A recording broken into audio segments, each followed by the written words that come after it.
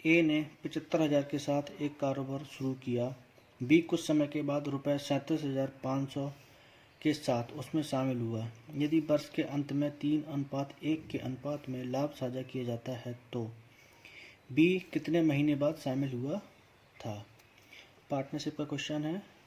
देखिए कैसे करते हैं। जैसे दो पार्टनर हैं ए और बी, तो इसमें इन्होंने दोनों ने कुछ समय के लिए कुछ राशि निवेश की है। तो इसका एक फॉर्मूला होता है, इसमें होता है निवेश गुणा समय। इसने भी किसी समय के लिए कोई एक निवेश किया है और बी ने भी इसी तरीके से कोई निवेश किया है और कुछ समय के लिए किया है। उनका जो अंत में जो फायदा हुआ है, लाभ हुआ है, उसका अनुपात हमसे कह रहा है कि वो अनुपात है 3:1। यानी एक को 3 यूनिट का लाभ हुआ तो बी को हुआ 1 यूनिट का।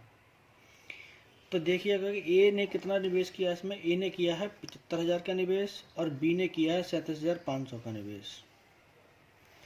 तो ए का जो निवेश है वो है 75,000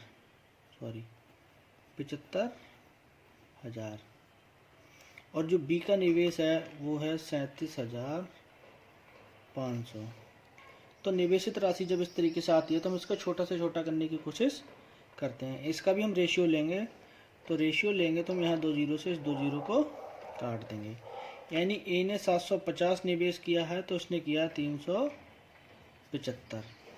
ए का जो निवेश है वो इसमें कह रहा है कि वर्ष के अंत में 3:1 के अनुपात में बांटा जाता है।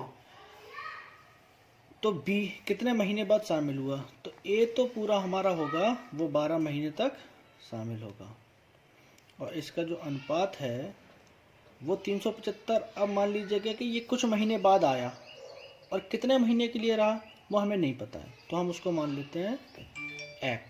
तो कितने महीने के लिए इसमें बिजनेस में रहा है। टोटल बिजनेस हमारा 12 महीने हो रहा था।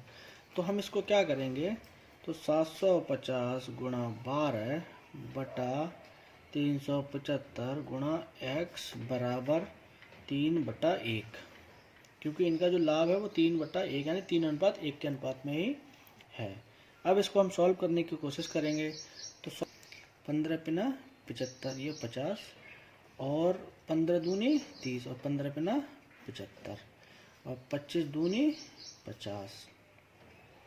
तो ये होगा 2 गुणा 12 बटा x बराबर 3/1। 3 से काटेंगे तो 3 चौक 12। यहाँ आगे आएगा हमारा 2 गुणा 4 बटा x बराबर 1। तो x बराबर आएगा हमारा 8। तो जो 8 हमारा आ रहा है वो हमारा b जो है वो 8 महीने बिजनेस में रहा है और बिजनेस हमारा कितना हुआ है 12 महीने। तो कितने महीने बाद आया होगा, ये आया 4 मंथ बाद, यानी 4 महीने बाद ये बिजनेस में आया है और 4 महीने हमारा ऑप्शन ए इज करेक्ट।